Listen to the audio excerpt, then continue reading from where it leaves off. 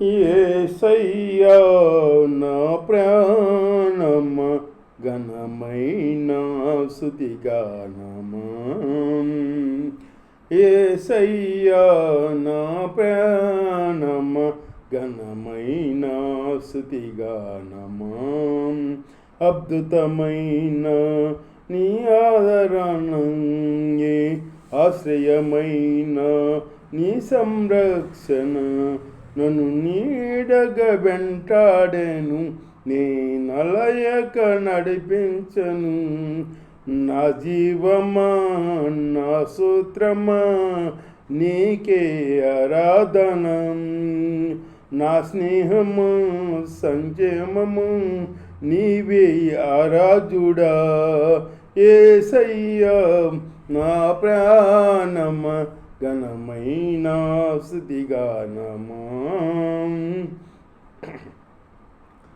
చిరకాలం నాతో ఉంటానని క్షణమైన వీడిపోలేదని, నీలో నన్ను చేర్చుకున్నావని, తండ్రితో ఏకమై ఉన్నావని, ఆనందగానమునే పాడనా, ఆనందగానమునే పాడనా. ఏదైనా నాకున్న సంతోషము నీతోనే కలుగున్న అనుబంధమే, ఏదైనా నాకున్న సంతోషమే నీతోనే కలుగున్న అనుబంధమే.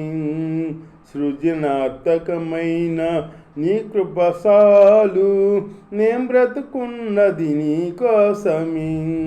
సృజనాత్మకమైన నీ కృపసాలు నేను బ్రతుకున్నది నీ కోసమే.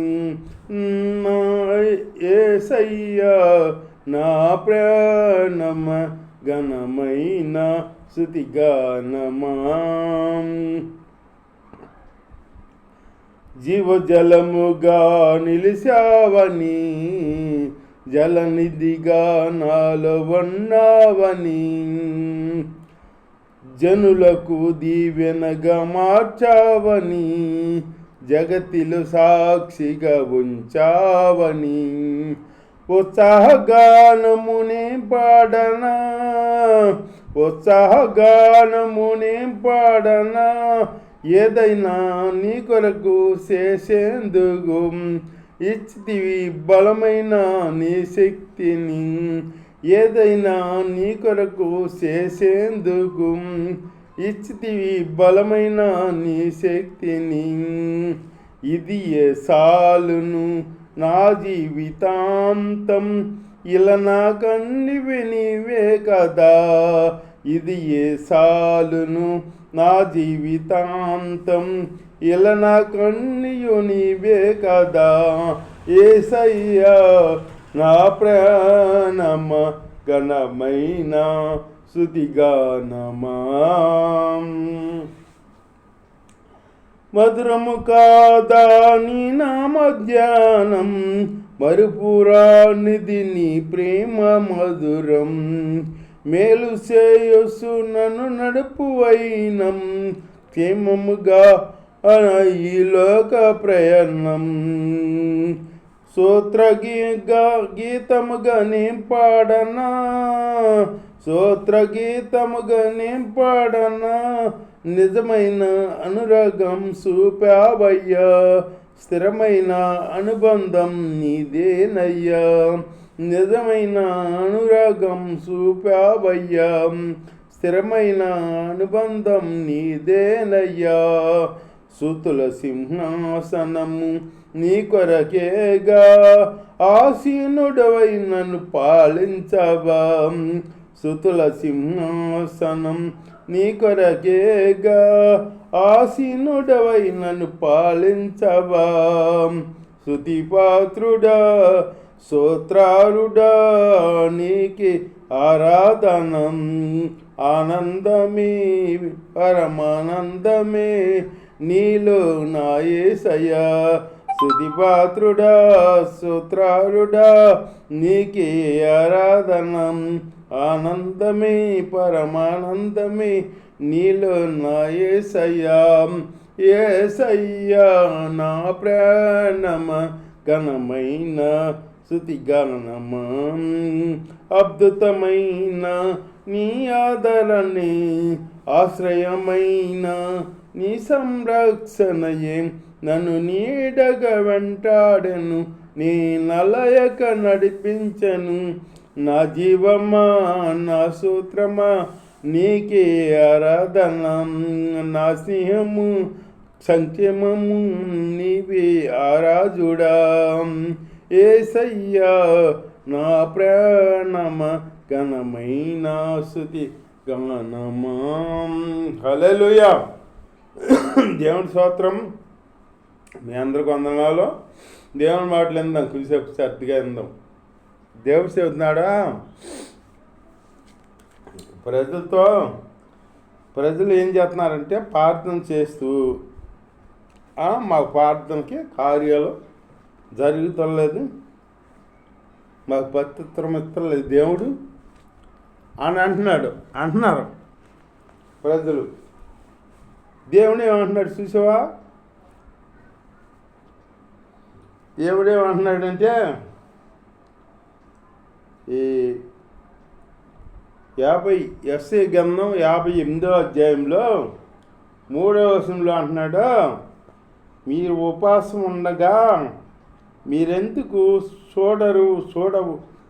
దేవుణ్ణి అడుగుతున్నారు, మేము ఉపవాసం ఉండగా మీరెందుకు చూడవు, మేము మా ప్రాణములను ఆశపరుచుకునగా నీవెందుకు లక్ష్య పెట్టవు అని అందరు అని లక్ష్య పెట్టవు అని అడుగుతున్నారు ప్రజలు. అడుగుతుంటే దేవుడి స్తోత్రం. అప్పుడు దేవుడు చెబుతున్నాడు, చూడు,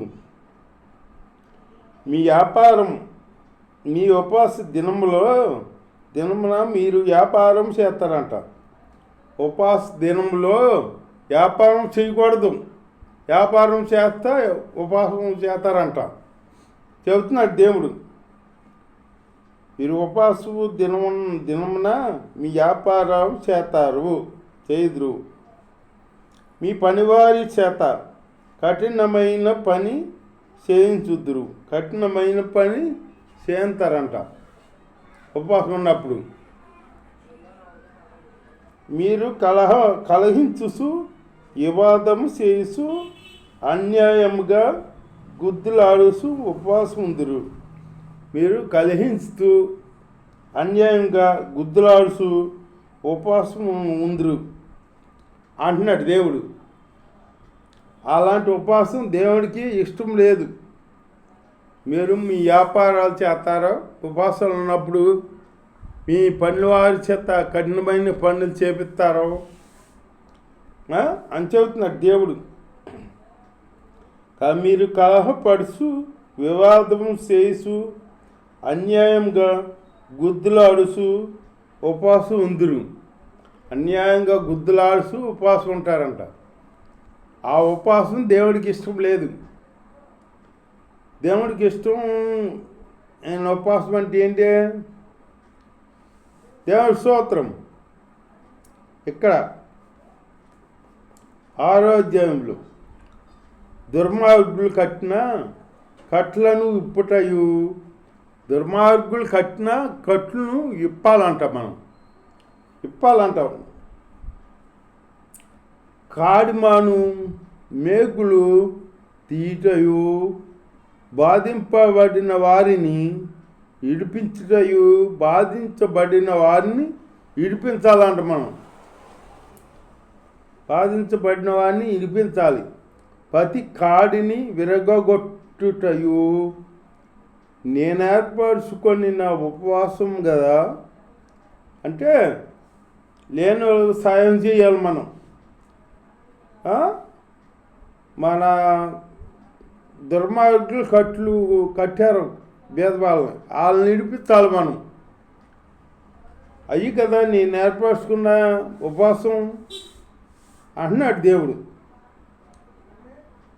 నీ ఆహారం ఆకలి కొనిన వారికి పెట్టుటయు, నీ రక్త సంబంధికి మకము కుండుటయు దిక్కుమాలిన బేదలను నీ ఎంట చేర్చుకుంటయు. వస్త్రహీనుడు నీకు కనబడినప్పుడు వానికి వస్త్రము ఇచ్చుటయు. ఇదే కదా నాకు ఇష్టమైన ఉపవాసం అంటున్నాడు దేవుడు. ఇప్పుడు దిక్కులేని వాళ్ళని పరామర్శించం,